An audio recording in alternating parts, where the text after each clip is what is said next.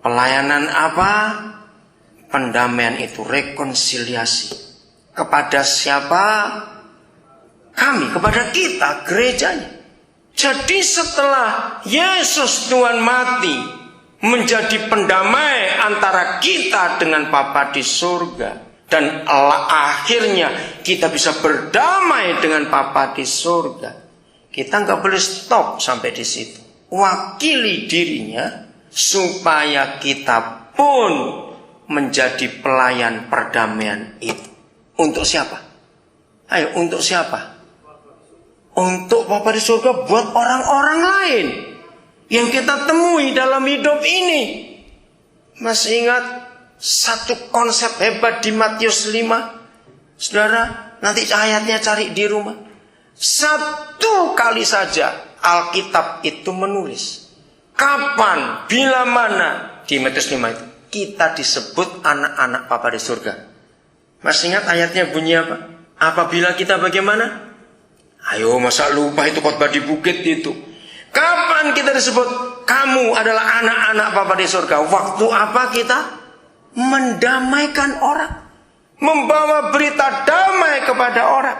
Itulah ciri atau tanda kita anak-anak Bapa di surga. Jadi tanda kalau kita anak-anak Bapa di surga, bukan kalung salib kita, bukan anting salib kita, bukan.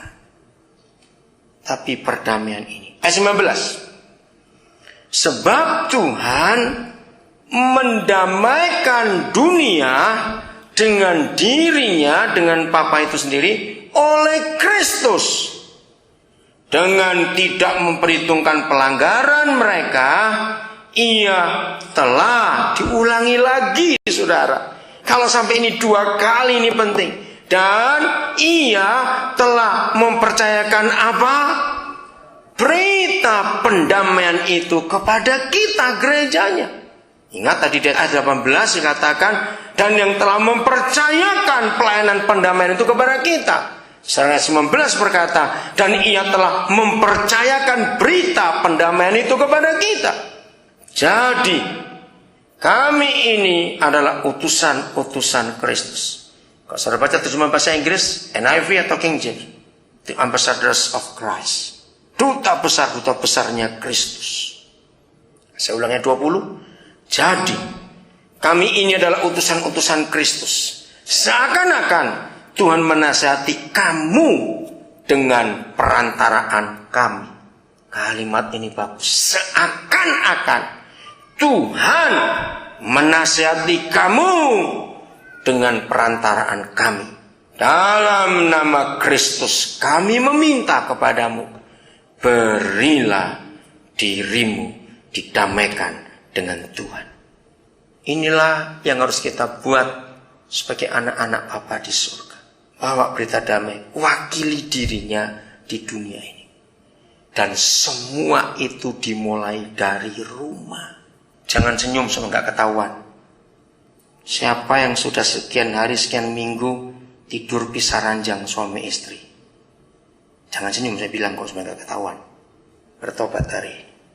Kalau kita tidak bisa mengasihi pasangan kita dengan baik, kita ini munafik. Alkitab ini sangat jujur dan dia itu luar biasa. Saya akan akhiri dengan 1 Korintus 7. 1 Korintus pasal yang ke-7. Mulai ayat ke-3 sampai yang ke-5. Mewakili Tuhan, mewakili Bapa yang di surga untuk nyata di dunia ini. Saudara, selalu dimulai dari kita berdua. Anak-anak kita jadi orang-orang hebat karena melihat papa mamanya hidupnya hebat di hadapan Tuhan. Amin. Anak-anak kita jadi orang-orang munafik karena melihat kita munafik. Nah, kita orang tua, kalau sampai punya anak malas ke gereja, malas kebaktian, percuma kita bentak, percuma kita marahi. Kalau mereka susah diajak ke gereja atau ke kebaktian, ingat, berarti yang salah pasti kita. Mereka nggak bisa melihat benefit atau manfaat. Apa papa mama ke gereja juga begitu tiap hari? Jadi buat mereka juga nggak ada apa-apanya ke gereja, percuma. Nggak pernah aman rumah tangga kita. Saudara, ayo kita jujur hari ini. Ampuni. Apalagi yang sering berkata begini, ya ini kan demi anak-anak saja.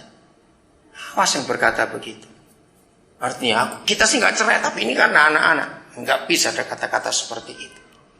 Ayat 3. Hendaklah suami memenuhi kewajibannya terhadap istrinya.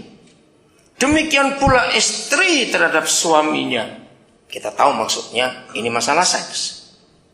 Istri tidak berkuasa atas tubuhnya sendiri, tetapi suaminya. Demikian pula suami tidak berkuasa atas tubuhnya sendiri, tetapi istrinya. Saya stop dulu, jangan tutup Alkitab saudara. Maaf. Ya, kepada anak-anak, adik-adik yang masih kecil, kalian pasti akan ngerti kalau Om bahas masalah ini, tapi terimalah dalam konsep kebenaran. Dan besok kalau kalian menikah, ingat firman ini dan buat itu pada pasangan kalian. Anak-anak, kalian dengar ini ya, yang sekarang ikut hadir. Karena Om akan bicara belak-belakan tentang seks, tentang hubungan suami istri di tempat tidur.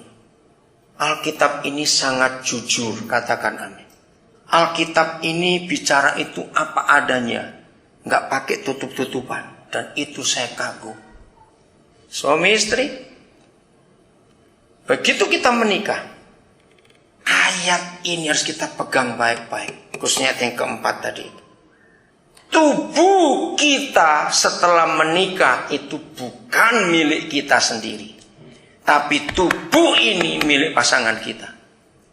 Begitu pula tubuh pasangan kita bukan miliknya, tapi milik kita. Apa artinya? Jelas sekali.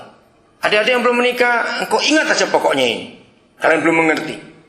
Tapi kita sudah menikah tahu. Saudara, tidak akan pernah terjadi. Tidak akan. Saya sudah membuktikan karena saya sering konseling juga, sering konseling pernikahan. Walaupun itu pengantin baru. Ternyata suami istri itu dalam masalah seks tidak pernah siap barengan. Itu nggak pernah. Selalu beda-beda. Renungkan ini. Maka itu Papa memberi kita hukum ini. Jadi kalau saat ini suami siap, istri tidak. Beberapa waktu kemudian istrinya siap, suaminya tidak. Selalu begitu. Maka itu Papa memberi hukum ini. Jadi kalau yang satu siap, maka yang tidak siap tidak boleh egois. Dengarkan, tidak boleh egois. Apalagi sampai ngancam dan tidak mau terbuka. Saudara, 100% penyebab perselingkuhan dalam pernikahan itu gara-gara ayat ini dilanggar. Jadi kalau yang tidak siap harus ngomong terbuka kepada yang siap. Kenapa aku tidak siap? Jangan bilang, jangan tanya, pokoknya tidak. Awas ngomong begitu. Setan akan masuk dalam pernikahan kita, saudara. Jangan bilang seperti biasanya. Loh, apa tuh seperti biasanya? Ngerti kata ini? Banyak terjadi dalam pernikahan.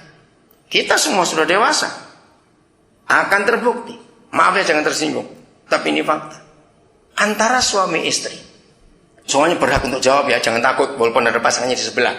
Semua suami istri secara umum yang suka boikot itu istri atau suami? Nggak usah malu. Ayo jawab cepat, nggak usah malu. Saya boikot. Nah, puji Tuhan yang jawab itu perempuan, masalah saya setuju. Sering kali istri suka boikot, saudara. Dengar istri-istri, jangan hukum kami dengan hal ini. Sampai hari ini saya tidak ketemu jawabannya. Itu pun saya nggak mau tanya. Secara fakta, saudara, Papa menciptakan naluri seks suami dan istri itu beda. Istri itu jauh lebih bisa tahan daripada suami. Ingat ini baik-baik. Maka itu mengapa Tuhan kita benci perceraian, apalagi poligami. Ini hukumnya. Harus kita ngerti betul-betul. Suami itu nggak mungkin punya istri banyak, itu tidak mungkin. Walaupun Salomo itu lain dia ceritanya. 1000 nggak bisa bayangkan. Itu lain, kita nggak usah bahas dia. Oke? Laki-laki atau suami, saudara,